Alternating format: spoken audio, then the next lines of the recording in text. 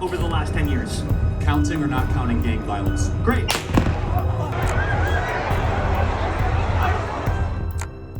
The FBI is under fire. Kash Patel, Trump's hand-picked FBI director, faces a storm from Congress, veterans of his own agency, and even MAGA allies. Missteps in the Charlie Kirk assassination probe, false claims, delayed evidence, and emotional rhetoric have shaken trust. Now, Patel walks into Capitol Hill hearings where his leadership and the FBI's future hang in the balance.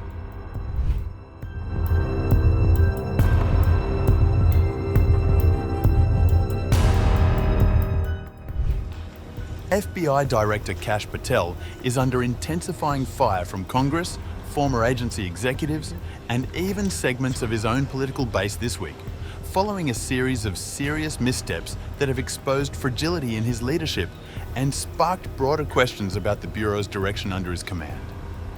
The flashpoint came with the assassination of conservative activist Charlie Kirk on September 10th. In the immediate aftermath, Patel publicly declared on social media that the subject in the killing was in custody. That assurance proved premature. The individuals detained were released and the actual shooter had not yet been correctly identified. Critics told the Associated Press that this blunder has eroded trust, highlighting sloppy information flows at the top. But criticism of the investigation's handling went beyond Patel's social media gaffe. There was frustration from some officials who thought precious time was wasted the first day after the shooting, including by the FBI not immediately releasing images of the shooter to the public. While it's not necessarily unusual, the agency held off, sources say. The officials believed that the Bureau could have acted faster. On September 11th, the FBI released its first photos of a person of interest, which showed a man in sunglasses and a dark blue cap wearing a black t-shirt with a large American flag and bald eagle on the front, walking up a stairwell. Another misstep, according to people close to the investigation, was that the FBI held onto the rifle Robinson allegedly used until late Thursday before turning it over to the Bureau of Alcohol, Tobacco, Firearms and Explosives to begin analysis. Sources said US Attorney General Pam Bondi and Deputy Attorney General Todd Blanche had to intervene, insisting that the weapon be sent immediately. The Guardian reported that Patel's statements, at times emotional, symbolic or ill-considered, have caused backlash. His tribute to Charlie Kirk included an invocation of Valhalla, a nod to Norse mythology, which many saw as culture clashing or inappropriate in the given context. Other FBI employees found it ironic that Patel thanked some of the Bureau's support staff key to investigations, since he has overseen moves to decimate those ranks. In less than 36 hours, 33 to be precise, thanks to the full weight of the federal government and leading out with the partners here in the state of Utah and Governor Cox, the suspect was apprehended in a historic time period. And I want to highlight what Governor Cox said. This would not have been possible without you, the media, and you, the public. That's why we went so public, so fast, and we're so transparent, and we're committed to that transparency. This is a very much an ongoing investigation, as the governor said, and we will continue to work with state and local authorities to develop the investigation, to provide them the evidence they need for their ongoing prosecutions, and we will be here to answer every call they absolutely have, as long as it takes, for as long as we need to find and apprehend whatever suspects were involved in this crime. Lastly, to my friend Charlie Kirk, rest now, brother. We have the watch, and I'll see you in Valhalla. As the chaotic investigation continued, a series of unverified preliminary tips from the ATF were leaked to the public that claimed agents found engravings that they interpreted as expressing transgender and anti-fascist ideology on ammunition inside a weapon believed to be the one used by Robinson.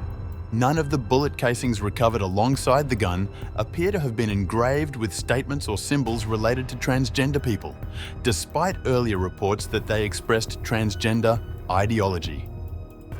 CNN reported that Patel's response during the rapid-fire series of events surrounding Kirk's horrific murder has led some allies of President Donald Trump to question both publicly and privately whether he is equipped to handle the country's top law enforcement agency. Christopher Rufo, an influential right-wing activist and senior fellow at the Manhattan Institute, a conservative think tank, posted on X Friday that it was time for Republicans to assess whether Kash Patel is the right man to run the FBI. Also, conservative commentator Eric Erickson responded in support of the sentiment, writing on X that he's right, the FBI situation is concerning. The Kirk assassination case is only one part of what opponents characterize as a pattern. Earlier, Patel oversaw a purge of senior FBI officials, some with decades of experience, who alleged they were fired in retaliation for resisting political pressure from the White House. Legal proceedings have already been launched, with plaintiffs urging reinstatement and accountability. The Associated Press reported that Patel has also shifted the Bureau's priorities under the Trump administration, giving greater emphasis to street crime, drug trafficking, and immigration enforcement areas that had previously taken a backseat to investigations of national security, counterintelligence, and public corruption. Some fear this pivot risks undercutting the FBI's core mission. However, there is no indication that Patel's job is at risk. A source familiar with the matter told CNN that Patel had spoken with the president after the arrest and noted that the president was pleased with the quick work.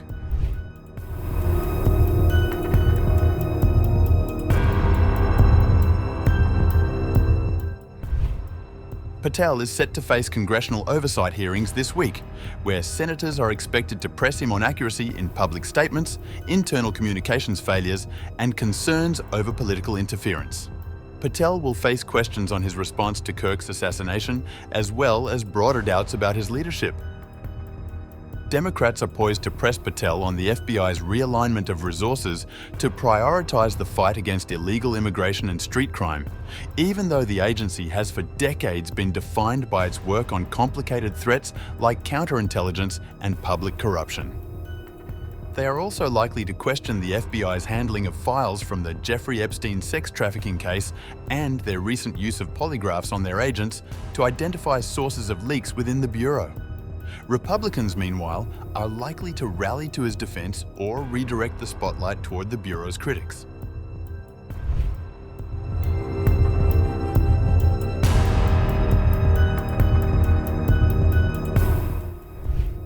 Trump has Patel's back, defending the embattled Bureau director in an interview with Fox News on September 13th in response to criticism over the investigation into the assassination of conservative activist Charlie Kirk.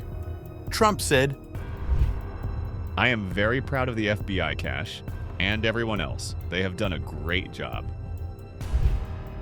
Trump's comments came as Patel has faced criticism from former and current officials in the Bureau, as well as some prominent MAGA allies online, for his handling of the closely watched investigation into Kirk's shooter.